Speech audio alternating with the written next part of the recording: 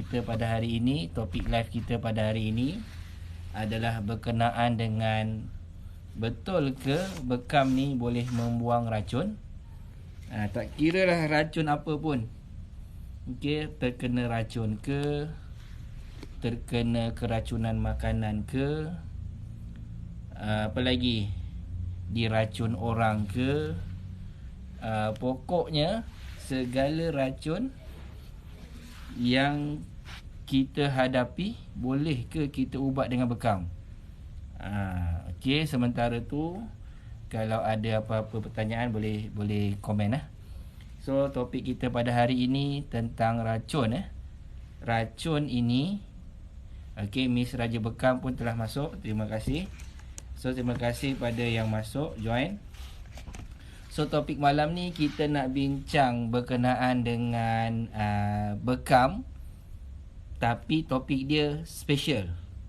Bekam ni boleh ke kita buat kepada pesakit yang diracun? Okey, racun ni terlampau umum tapi kita boleh, racun ni ada banyak sebab. Okey, salah satunya kita terkena racun apabila daripada makanan. Makanan itu sendiri mengandungi racun. Sama ada racun itu memang dah secara semula jadi daripada makanan itu. Contohnya kita makan cendawan beracun, ataupun kita makan makanan yang dah basi. Bila dah basi dia jadi racun. Okey, apa lagi? Ataupun makanan yang dibubuh racun. Okey, bila makanan dibubuh racun ni, bila kita makan, kita ada simptom-simptom dia. Sakit perut. Dia apa jadi? Muntah-muntah.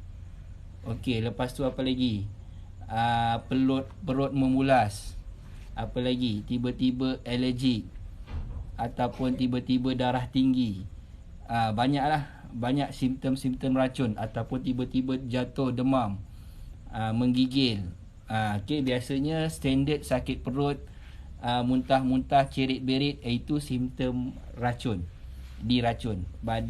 Tubuh badan tu diracun. So macam mana kita nak buat dengan bekam ni? Boleh ke kita bekam untuk orang yang diracun ni? Sebenarnya boleh. Sebenarnya boleh. Okey, sementara tu saya ucapkan terima kasih pada yang join. Bersama anda sekarang ini Uncle Jeb. Uncle Jeb daripada Raja Bekam. Kita bersiaran julung-julung kalinya. Okey, pada waktu malam. Okey, ni adalah first time Uncle Jeb bersiaran pada waktu malam. Okey, kita saja nak share topik yang menarik malam ini, iaitu bekam pada orang yang terkena racun. Kat mana tu? Okey, macam mana tu? Boleh ke? Tu topik dia.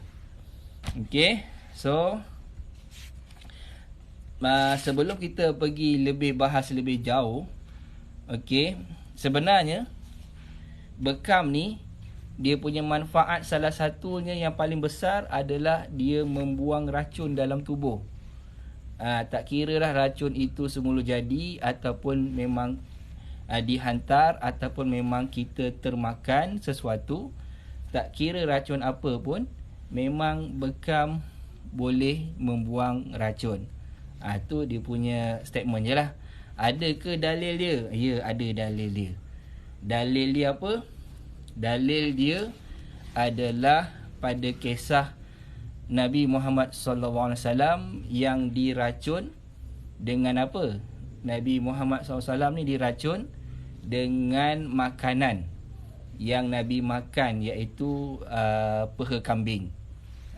So sebelum kita pergi lebih jauh, saya nak bawa kalian semua dekat kisah bagaimana Nabi Muhammad SAW ni diracun.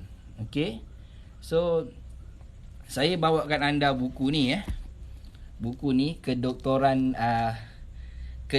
Nabi, okey, daripada Ibnu Qayyim Al-Jauzi. Dalam buku ni dia ada kisah, ada banyak teknik perubatan yang Nabi guna, termasuklah bekam. So dalam buku Buku ni dia ada ceritakan bagaimana Nabi terkena racun dan bagaimana Nabi mengubati racun yang terkena pada diri Nabi dan para sahabat. Okey. So okey, terima kasih kepada yang join. Okey. So saya nak cari dulu kat mana dia punya perbahasan dia ni. Okey, buku ni ada jual, okey. Dekat Raja Bekam pun ada jual. Cuma yang ni saya nak cerita sikit tentang pasal bekam. Bekam boleh mengubati racun. Okey, kat mana tu? Okey. Kejap ya, saya tengok dulu.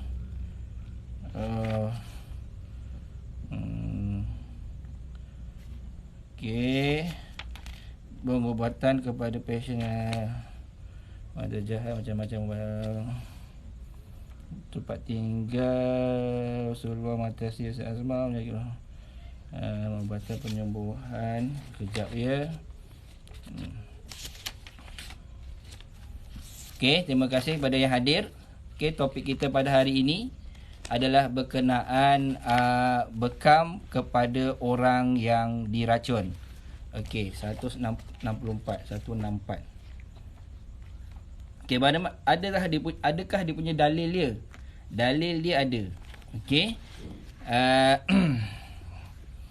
Okey, ni saya baca sikitlah. Hadis ni daripada kitab Musnad Abdul Razak. Okey, kisah dia macam ni. Pada suatu hari, Nabi dengan bala tenteranya berjumlah 1,400 orang pergi berperang dekat kubu Yahudi. Nama dia Bani, tak silap saya apa nama dia, jap ya. Okey, Khaybar. Okey, perang Khaybar. Peristiwa ni berlaku semasa perang Khaybar. Okey, bila Nabi berjaya menawan bandar Khaybar ni, okey, pada suatu hari tu dan Khaybar, tentera-tentera Yahudi Khaybar ni pada suatu hari dia dah menyerah diri, dah kalah dan menyerah kepada kaum muslimin dan Rasulullah SAW, dan Rasulullah SAW pun menerima okey tawanan daripada Khaybar, dan termasuklah tawanan tersebut okey adalah para wanita, okey orang-orang tua, kanak-kanak Yahudi. So disebabkan membalas budi Rasulullah SAW, para wanita Yahudi ni dia bersedia untuk menjamu Rasulullah dan para sahabat pada suatu malam untuk sebagai meraihkan budi baik Rasulullah sebab tak membunuh mereka, okey, kaum Yahudi ni. So pada waktu malam tersebut dipendekkan cerita, pada waktu malam tersebut dihidangkanlah jamuan dan yang paling penting, jamuan tersebut pada waktu itu ada kambing golek lah. Kambing golek ni disebab diracun sebenarnya. Okey, diracun dan dihadiahkan di semua sahabat-sahabat Nabi termasuk Rasulullah.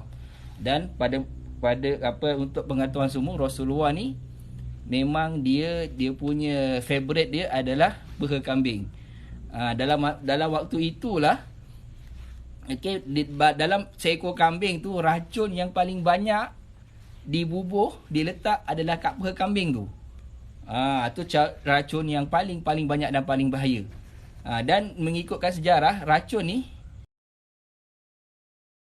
masa sehari boleh meninggal. Macam tu lah. So bila luahkan balik.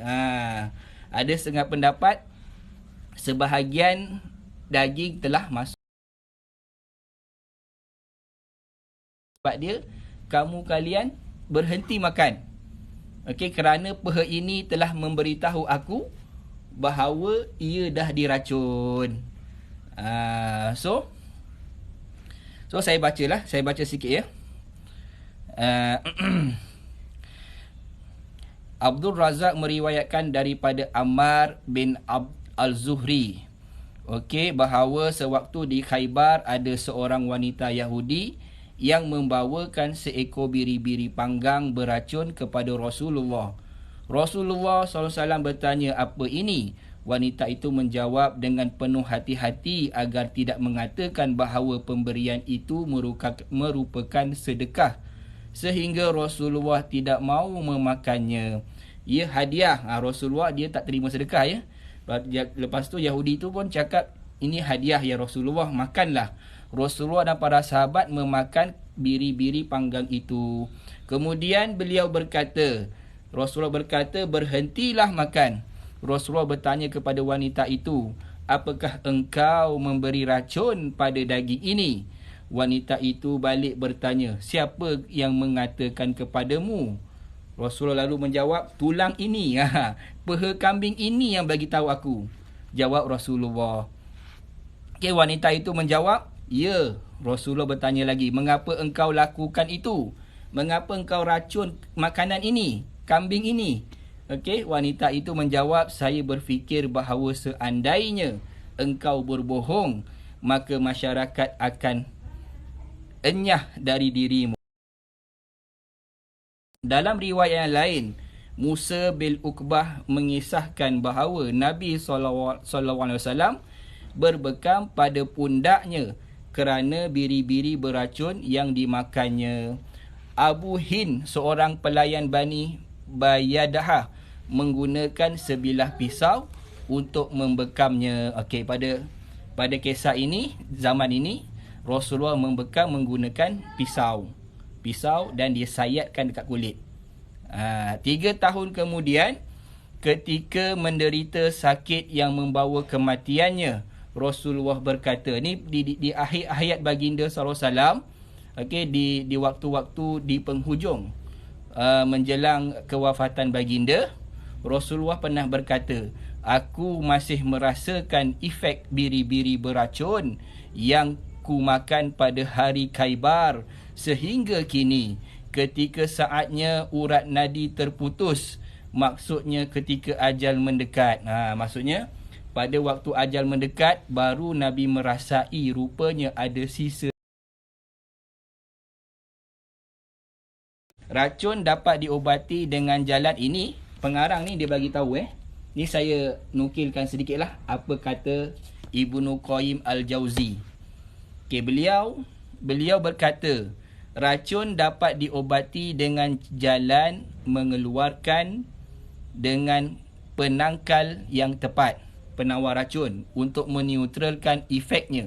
Jika tidak ada obat atau penangkalnya, harus dilakukan pengeluaran racun secara menyeluruh dengan memuntahkan isi perutnya. Ini metod yang pertama. Bila kita kena racun, langkah pertama kena keluarkan dulu. Kena muntahkan dulu. Kalau dalam mulut, kena keluarkan. Kalau dalam perut, kalau boleh muntah, muntahkan. Itu langkah pertama. Namun, metod paling baik untuk menghilangkan racun ialah dengan berbekam. Ini kata pengarang ni, dia bagi tahu cara yang paling baik untuk menghilangkan racun adalah dengan berbekam. Terutamanya bagi yang tinggal di daerah panas dan yang beriklim panas. Contohnya macam Malaysia lah. Okey, maksudnya bekam ni sangat dianjurkan kepada masyarakat yang hidup, yang tinggal dekat berhawa panas. Contohnya di tanah Arab ataupun di Khalistiwa. Okey, dia adalah sangat efektif untuk melakukan bekam. Okey, kita sambung lagi. Racun menyelusup ke pembuluh darah menuju jantung dan bahagian tubuh lainnya, membawa kematian kerana darah merupakan sarana transportasi racun ke jantung. Okey, kenapa racun ni bahaya? Sebab dia efek pada jantung Racun ni bahaya sebab dia alir melalui darah sampai ke jantung. Dekat jantung itulah masalah lebih besar. Sebab dia dia boleh menyusup ke pembuluh darah menuju ke jantung dan membawa kematian kerana darah merupakan satu transportasi ke jantung ke organ-organ lain. Darah yang terinfeksi dikeluarkan dengan jalan berbekam sehingga tubuh akan terbebas dari racun tersebut. Juga jika pengeluarannya seks perubatan alternatif, kita yang cukup sebenarnya untuk memerangi racun tersebut. Dengan cara, misalnya racun tubuh badan kita ni sebenarnya boleh meneutralkan racun, tu kena ingat. Tapi bila racun tu kuat, tubuh tak mampu nak melindungi diri dia sendiri sebab racun tu yang terlampau kuat, maka ketika itulah kita perlukan rawatan bekam. Inilah kata pengarang tersebutlah. Okey. Okey, bahkan secara sempurna bekam boleh menghilangkan racun tersebut. Okey. Ketika Rasulullah SAW berbekam, ni saya sambung sedikit ya. Ketika Rasulullah SAW berbekam, beliau melakukan bekam di bahagian pundak. Ingat tu, pundak. Ini poin penting. Kalau tanya mana-mana pembekam, kalau tanya dia, poin racun kat mana? Kalau dia tak tahu poin racun dekat pundak, maksudnya dia masih newbie lah. Untuk golongan pembekam yang otai, kalau tuan-tuan tanyalah, saya nak bekam poin racun, biasanya dia akan ambil dekat pundak. Pundak ni maksudnya tengah-tengah lah. Saya tunjukkan ya. Kejap ya. Sayang. Okey, saya ambil satu contoh Pundak ni, tengok belakang saya. Sini kan. Di antara bahu kiri kanan, tengah-tengah, bawah pangkal leher. Bawah pangkal leher. Ini namanya pundak. Ini namanya pundak. Okey, itu namanya pundak. Okey, Rasulullah apabila terkena racun, beliau membekam di bahagian pundak yang merupakan jalur terdekat menuju jantung. Dan kerananya racun terbuang melalui darah meskipun tidak tuntas. Maksudnya bekam ni memang boleh mengeluarkan racun. Okey, tapi disebabkan racun tu dah mengalir ke seluruh darah, dia tak 100%. Boleh lebih kurang macam tu lah, tak 100%.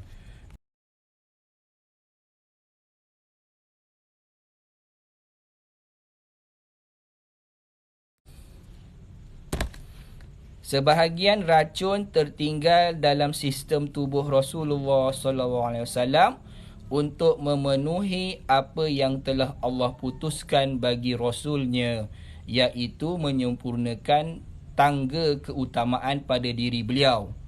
Maksudnya apa? Maksudnya kat sini pengarang bagi tahu racun tu memang Allah sengaja letak dalam tubuh Nabi SAW sebagai satu isyarat bahawa baginda akan dikurniakan syahid, anugerah yang tertinggi bagi seorang yang beriman. Okey, saya tambah balik. Ketika Allah memutuskan bahawa sudah waktunya bagi utusannya untuk wafat sebagai seorang syahid, efek racun tersebut kembali muncul. Maksudnya racun ni sebenarnya hanyalah asbab. Asbab untuk apa? Asbab untuk sebagai bukti bahawa Rasulullah SAW ini adalah diberi martabat syahid.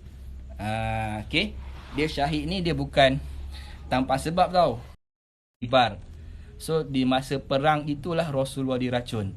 So dengan peristiwa tersebut, layaklah Rasulullah SAW ini, okey, apabila wafat, dan masa wafatnya baginda tersebut ada lagi kesan racun yang tertinggal, dan Rasulullah meninggal kerana itu. Dengan itulah, okey, para ulama mengatakan Rasulullah meninggal sebagai wafat sebagai seorang syahid. Akum rasulum bima la tahwa anfusukum mustaq wa fariqan taqtulun.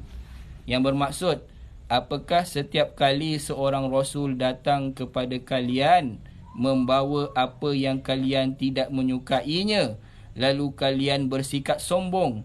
Sebahagian dari kalian mendustakannya dan sebahagian lainnya membunuhnya.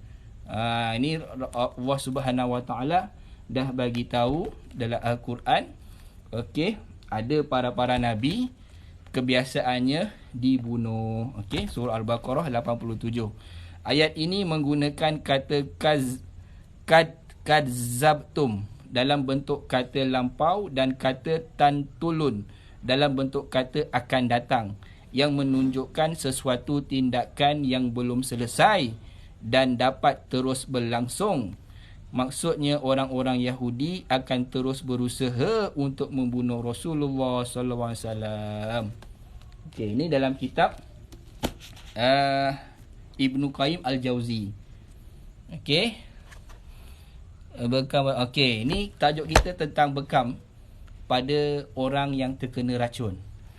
Okey, so pengalaman saya ada tak kena racun? Kalau macam diri saya sendiri, setakat keracunan makanan, ya itu ada. So bila keracunan makanan ni, dia efek dia kurang sama. Okey, nama sebab makanan tu mungkin sebab ada masakan yang apa tak sempurna ataupun yang dah lama. Okey, tiba-tiba ataupun yang dah basi. Bila kita makan, biasanya kita akan orang panggil keracunan makanan. Pun sebenarnya sama juga cara dia. Yang pertama, keluarkan dulu. Kalau apa yang dalam perut tu kalau boleh keluarkan.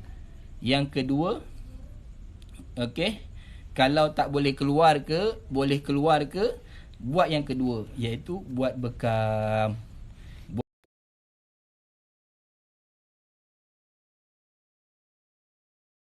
Okey, kita ambil dekat hadis Nabi ni lah. Hadis Nabi yang diriwayatkan oleh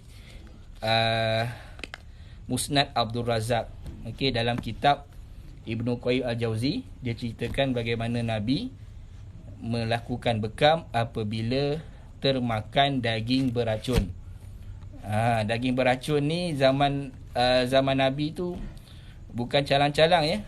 Hari ni makan, hari ni juga meninggal. Dia punya power racun tu. Walaupun kita tertelan satu titik sekalipun, biasanya memang akan meninggal, memang akan matilah. So sebab itulah yang Nabi serta-merta melakukan bekam pada waktu itu. So saya pun rasa dah jadi satu perubatan yang utama. Tak kira lah pergi perang ke, pergi haji ke, nunaikan haji ke, pergi berpuasa di bulan Ramadan ke, tengah berihram ke. Banyak hadis yang kita dengar bekam ni dilakukan di semua keadaan. Tengah perang ada kisah tentang bekam. Tengah berpuasa ada kisah hadis tentang bekam. Tengah menunaikan haji, umrah, ada hadis tentang bekam. Maksudnya apa? Saya boleh tahu. Kenapa banyak hadis yang menceritakan tentang bekam ni berlaku dekat semua keadaan? Maksudnya bekam ni pada zaman Nabi ni dah jadi satu budaya. Dan dibuat dengan kerap. Okey, dengan kerap.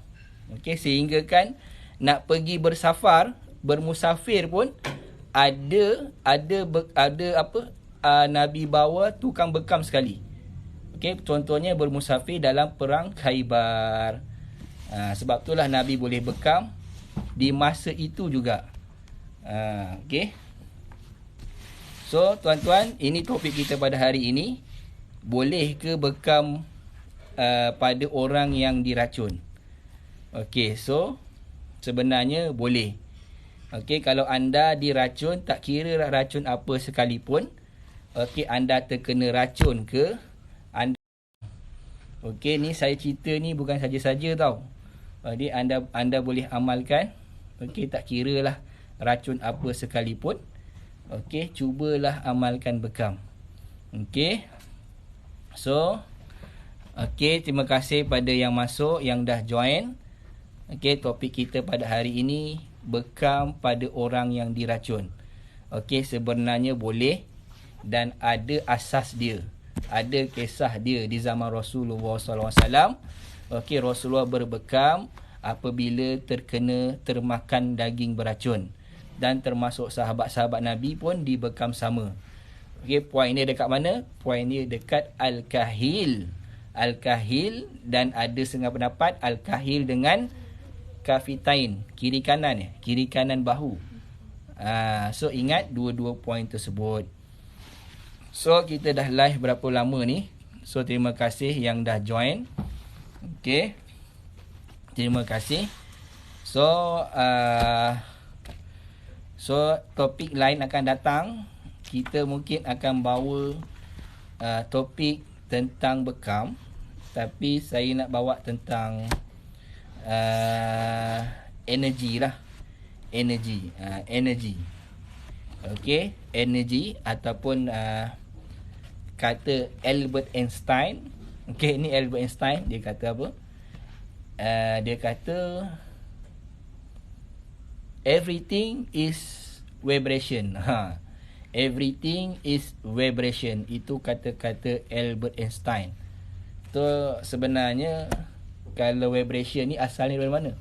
Asal dia adalah energi lah, tenaga lah, gelombang. Gelombang tu tenaga. So ada ke asas dia? Ada. Okey, nanti minggu depan kita bincangkan hal yang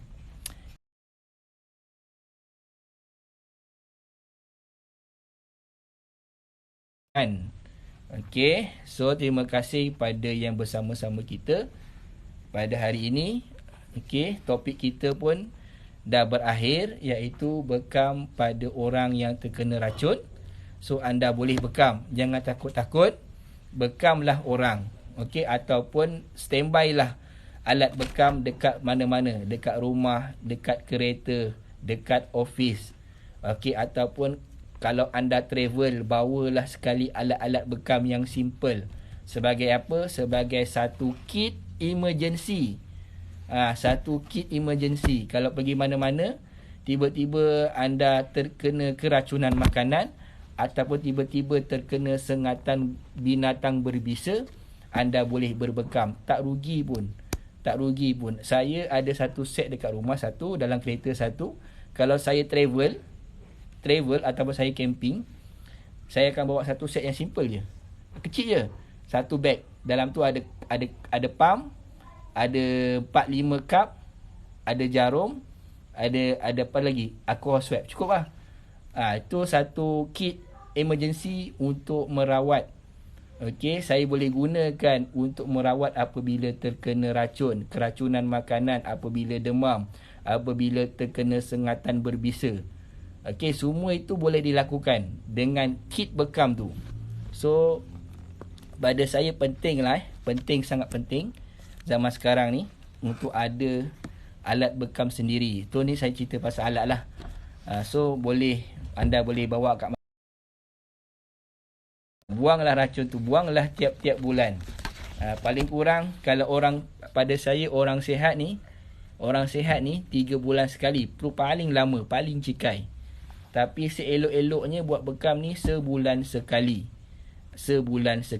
Okey, terima kasih pada yang join. Okey. So buat sebulan sekali. Zaman sekarang ni suasana kita ni, keliling kita ni terlampau banyak racun sebenarnya. Udara kita diracun, makanan kita diracun, kita punya tumbuh-tumbuhan, sayur-sayuran diracun, kita punya udara diracun, kita punya air pun diracun. Tuan-tuan kena buat sikit kajian lah. Sebenarnya air pun sebenarnya telah diracun, sebenarnya bukan diracun, terproses. Proses tu berlaku menyebabkan air tu ada sedikit kandungan racun. So kita ni kalau tak detox ni sangat-sangat rugi. So cara satu detox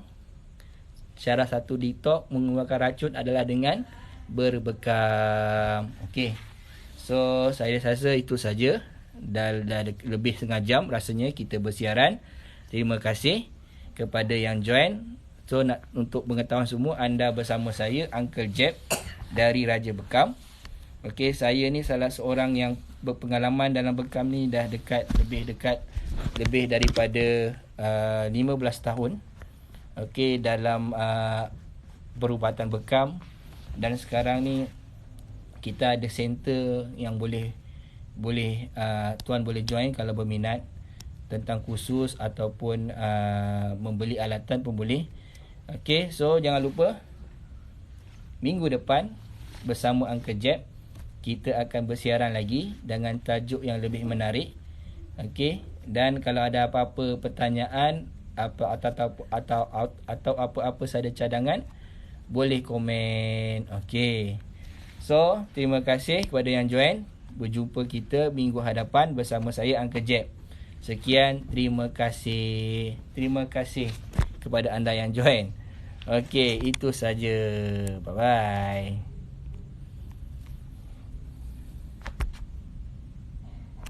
Macam mana nak matikan Okey.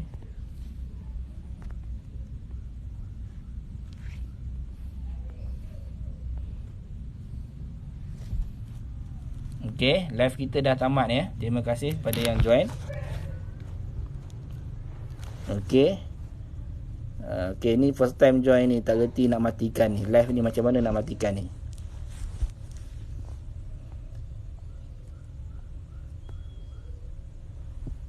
Macam mana nak matikan boy?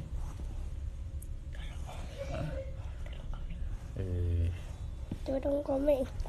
Komen? Tolong komen nak matikan.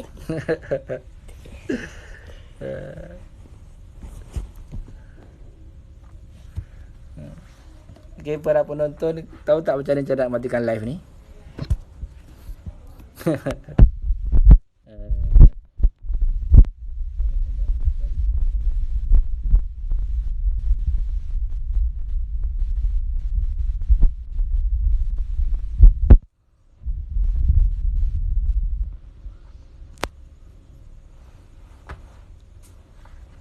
Terima kasih kepada yang join. Pun tamat. Tentang bekam tadilah. Bekam.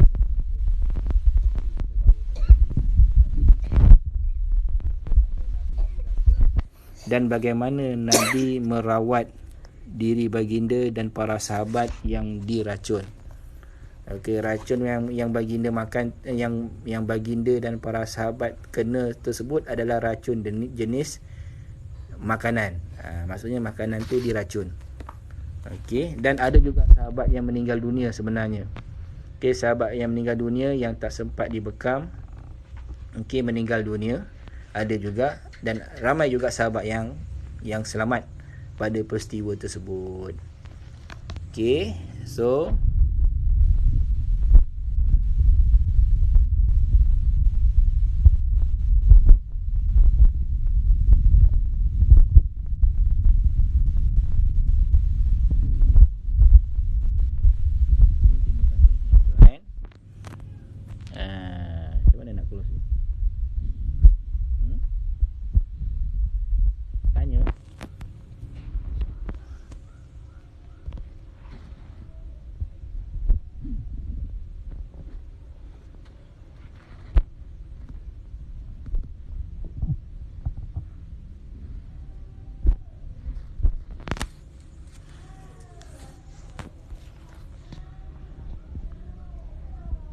cik, button dekat atas ada tulis and now. Mana and now kat atas ni ya? Button dekat atas ada and now ke? Jap. Ada and now ni. Sebab terang sangat ni. Okey, terima kasih. Terima kasih Miss Raja Bekam. Okey, jumpa lagi minggu depan.